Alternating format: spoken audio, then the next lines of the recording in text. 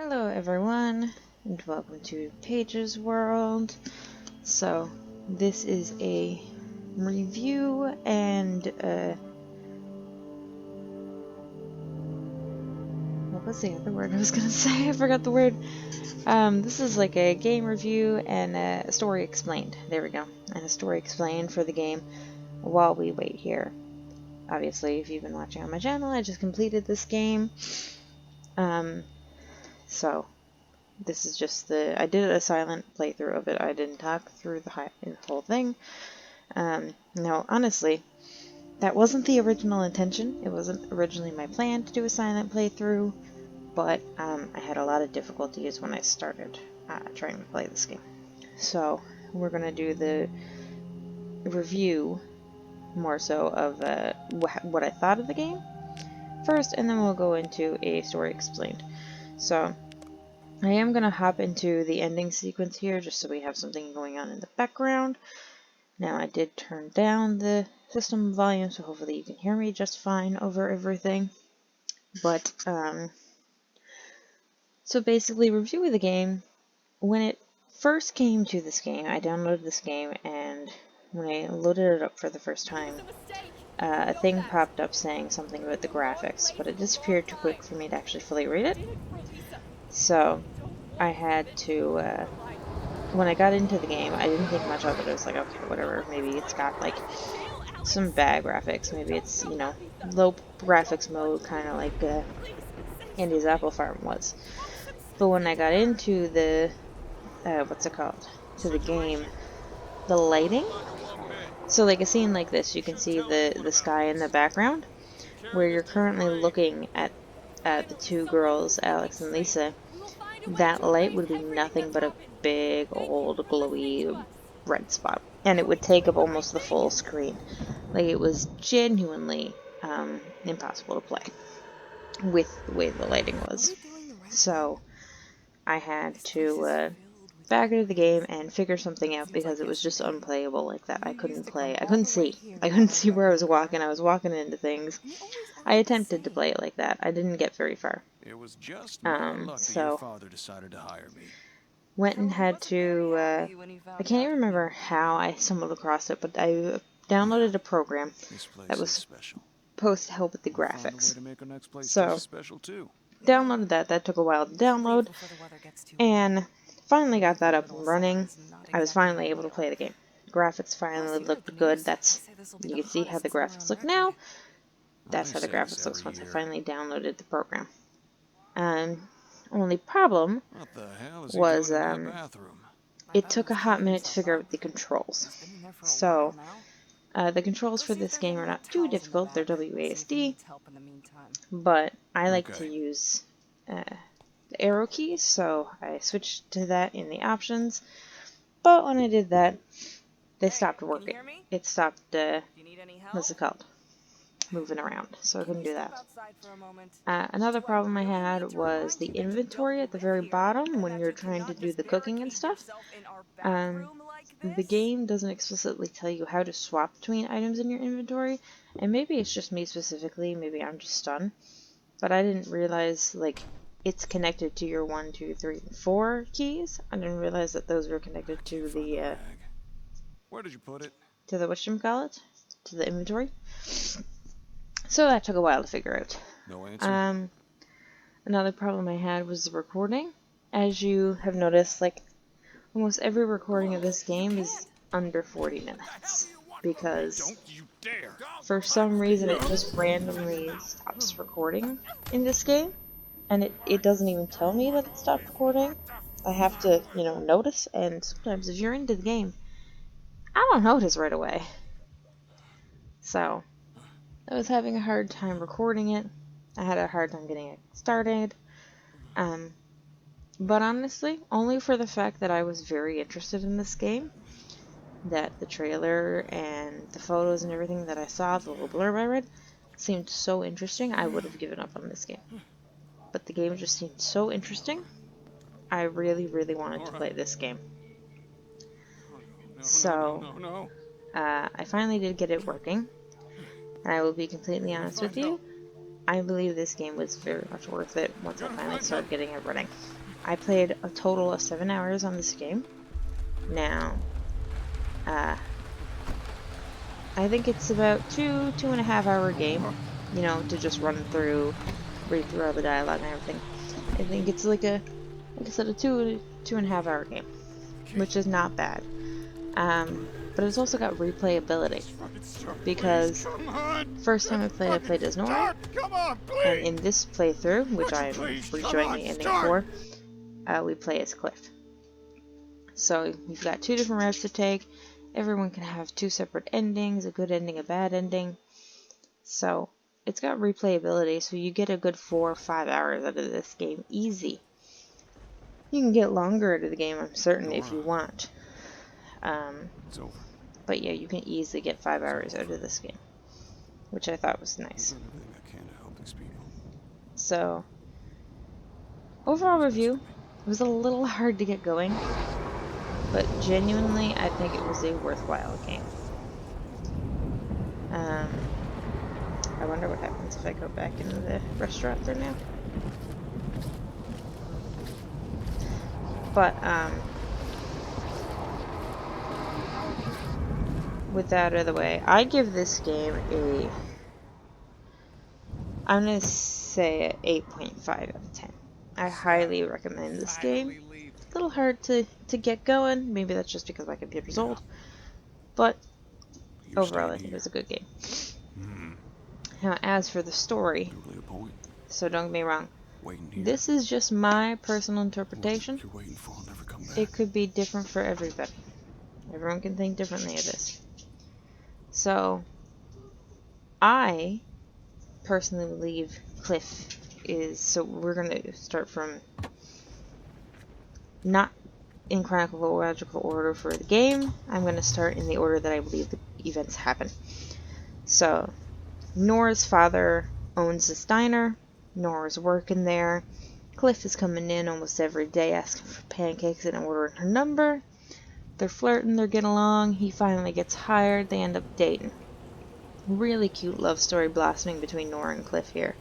And then one day, sadly, that stranger that was just in the car you saw wanders in here, and we don't ever get a backstory for him.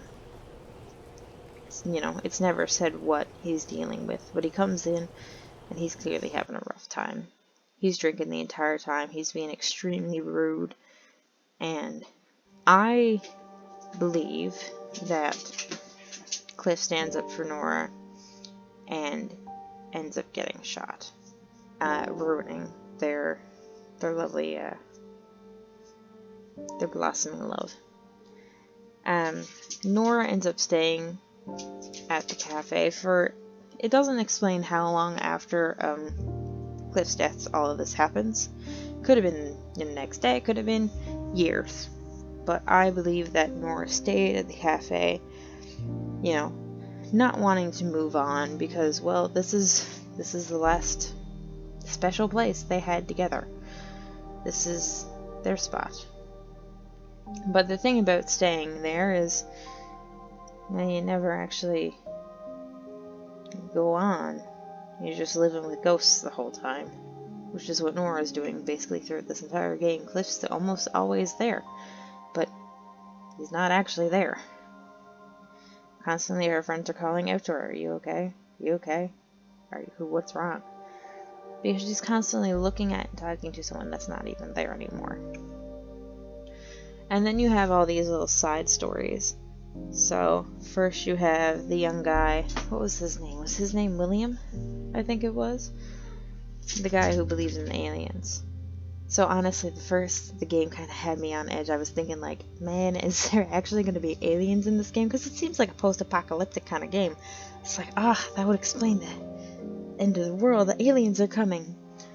But I think he's left home. His mom seems somewhat overbearing. I don't want to say she's full-on overbearing, but she does seem a little overbearing on him.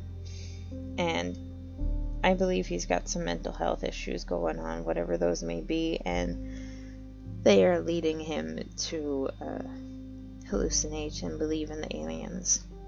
So for his good ending, you know, you have to doubt him and offer logical solutions, which leads to the ending we just saw where he throws out all of his stuff. Now, he plays into the end of the world theme, like I said, because this game is very much posed as in the post-apocalyptic theme. Constantly outside of the diner seems turbulent and stressful and worrisome, but I don't believe that's actually because there's any form of apocalypse happening. I think that's just the uncertainty of leaving things. Because again, the diner to Nora and Cliff is the last place where they were together. And to leave that is uncertainty. If you're inside, you're safe, you're with your loved one, you know, you get to remain there, but once you leave, well, you can't really control what happens when you leave. When you start trying to move on, it's not easy. And Cliff also points out that all the people outside, they're having a hard time moving because they haven't made up their mind. They're out there trying to move, but they don't have the conviction to do it, which makes it hard to do it. When you're not ready to do something and you try to do it anyways, it's hard to do those things. So, you have to, throughout the game, you're constantly helping people to make that decision, to decide whether they want to stay or move on. To get their good endings, they have to move on. Now, I said I believe his name was William's ending.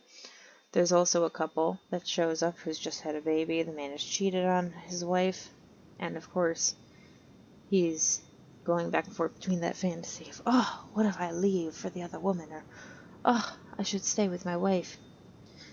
So, in his good ending, you persuade him to stay with his wife, to think of his responsibilities, his duties.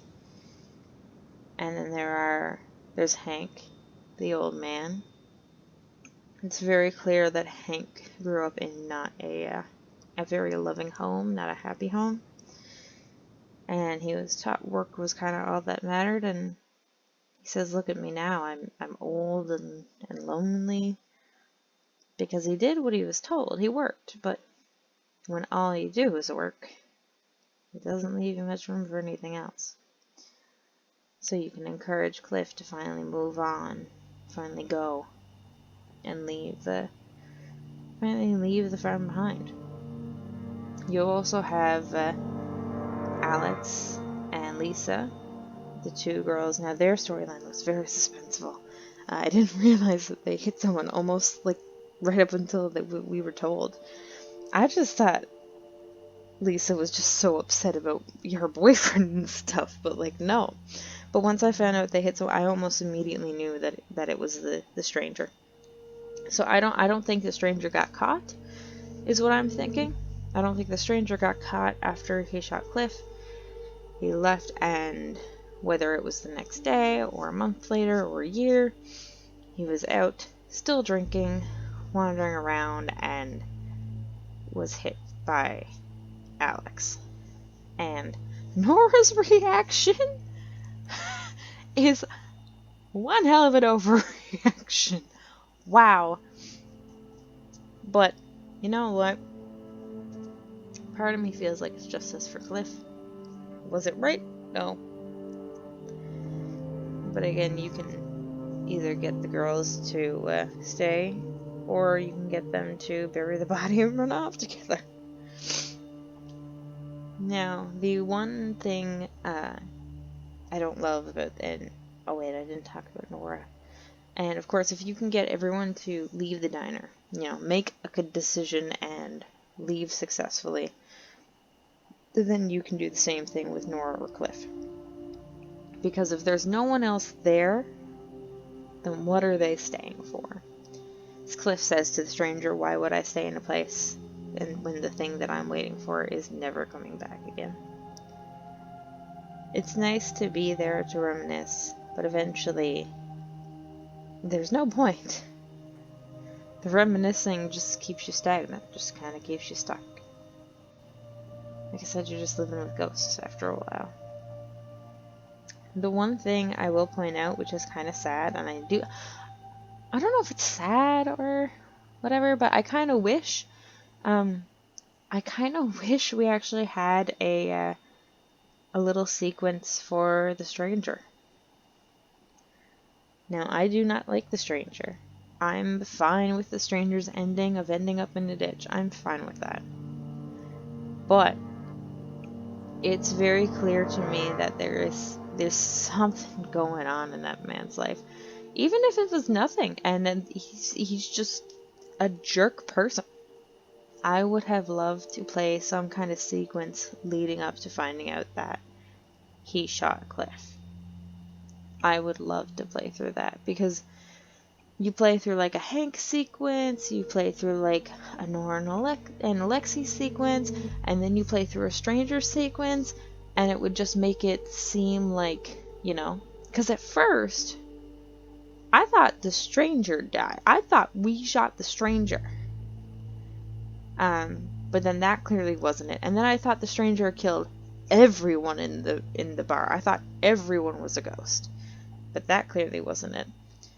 So I would have been totally down for having a sequence at the close to the beginning of the strangers. Like, I don't know, maybe really bad situation with wife, children, maybe an abusive parent growing up, the same kind of things that other people in the diner have. Cliff and the other man with his wife have. Maybe something like that, just something to humanize the person a little bit more. Even if we still don't ever have a chance to actually save this person, to have a little bit of humanization, to see a little bit of his background, would have been really fascinating to me. But even without it, the game is not bad. It does not take away from the game whatsoever, because, like I said, I honestly thought we killed the stranger first. I thought we were the bad guy. But I think it is a great game. Again, there was no apocalypse coming for the diner, but I do think there was some kind of hurricane. As you can see in the end, the place is completely destroyed, but that could also just be referencing how the place is no longer needed. Nora has finally left the diner and is finally trying to live again, which is a very hard thing to do after someone passes, especially after someone you swear to live the rest of your life with passes. I very much like this game, was very into it. The graphics, the graphics are a little old. Obviously, they're not like 5-star amazing graphics. Oh my god, this looks so realistic. But you don't need realistic looking graphics to have a good game. You need a compelling story and good characters, and I think that this has it. So I'm going back a little bit just because I want to see if I can go inside the diner. At the end, when Cliff is like, I know what's good for me, I'm going to see if I can go inside the diner. But yeah. What the hell is he doing in that Overall, bathroom? I think this is a great game. Good mystery. Really compelling. Had me interested. Had me hooked the entire time. Okay. I was trying my best to piece together things as it was going on. I thought this was an awesome game. And I'm going to say it is extremely underrated, as I have never seen anyone play this game or talk about it. Where did you put it? But I think it is absolutely worth the play. No I'm answer? pretty sure I did pay for this game, but I don't believe it was all that much. I definitely think it was under 20 bucks. Look, you can't. What the hell do you want from me? Don't you dare! Don't touch me! Shut your mouth! Why does everyone always want to fuck with me? The reason I think Cliff is the one that genuinely passed away instead of Nora is because it's such a freaky reveal when you're playing as Cliff at the very beginning, and then all of a sudden you switch, and the very first time you ever see Cliff's face is with the bullet hole in his eye. Whereas you see Nora the entire game, the entire beginning of the game, No. and she only quote unquote gets a wound or whatever right when you're supposed to switch to Cliff. And you still don't really get to see Cliff's face in that moment. You barely get to see Cliff's face in this game, but you see Nora's constantly. Which is why, to me, it just feels like Cliff is the one who's supposed to die. Very clearly, there's no way to save the stranger, because he says the stranger's also stuck here. Kind of like Nora is. But the reason he's stuck here is because, well, he passed away, and there's certainly no moving on from the kind of things he did. Whether he did things before this, or if this was the only thing he did. His memory is forever linked to the same place that Nora's is. Which is another thing that makes it hard about staying in that place. It's not just that it's a place where Cliff and Nora had all these memories together. It is also a place where Cliff passed away. Which makes staying here a lot more tragic. Yeah, I just want to see if I can go in.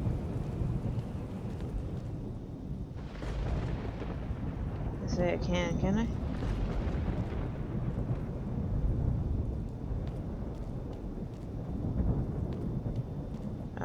Does it literally?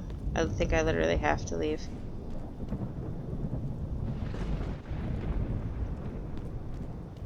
I don't know why I could put the gloves on. So you can put the gloves on almost every time you come in here. But I don't think they actually do anything.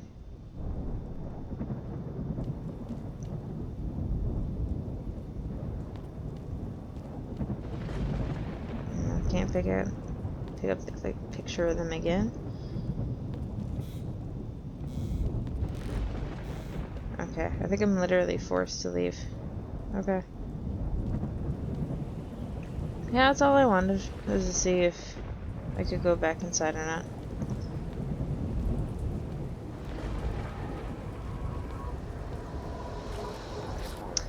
Yeah, overall, I think this was an amazing game. Highly recommend it. Story was great, characters were great. Like I said, a little frustrating trying to get to work, but I can deal with that.